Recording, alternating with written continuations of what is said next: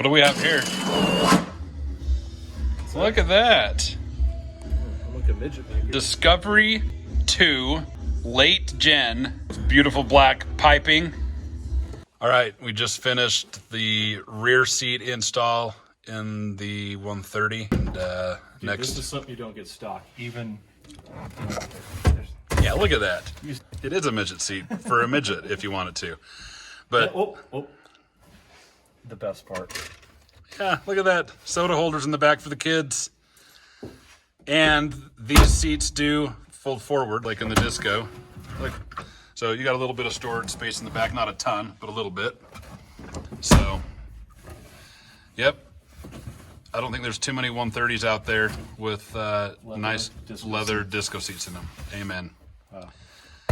Yep, and then we'll have heated and power seats up here once we finish mounting those. So it's coming along.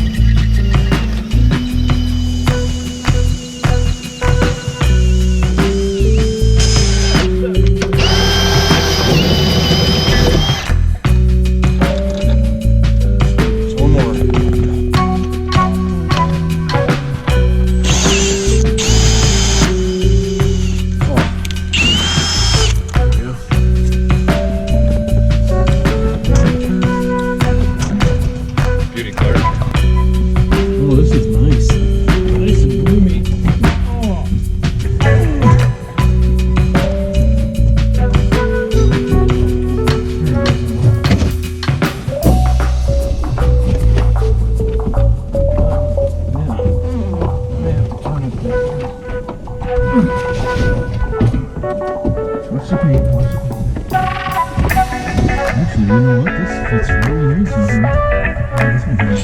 Oh, this one's nice.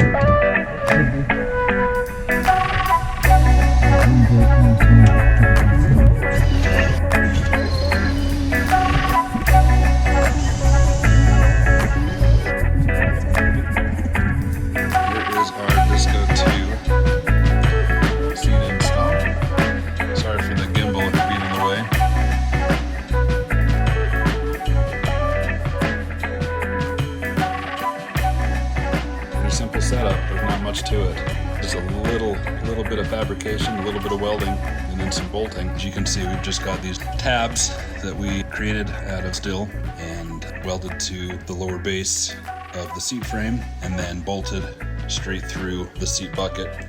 So, and this trim actually fits perfectly. It's a pretty good little setup.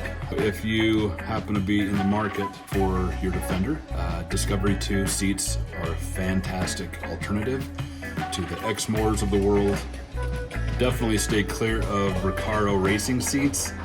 Unless you want to smash your balls when you're hopping up in one of these bad boys, just stay far away from those things. No one's racing a bloody Defender, so there's no reason to have racing seats in them. It makes no sense at all. You're already squashed in the damn thing. Why would you want to sit in racing seats? Disco seats give you a little bit of room. They're comfortable, which is nice. And you've got power, up and down, back and forward, tilt, and heated seats. I mean, what more can you ask for? Anyhow, it's a great alternative. It'll save you some money. Peace out.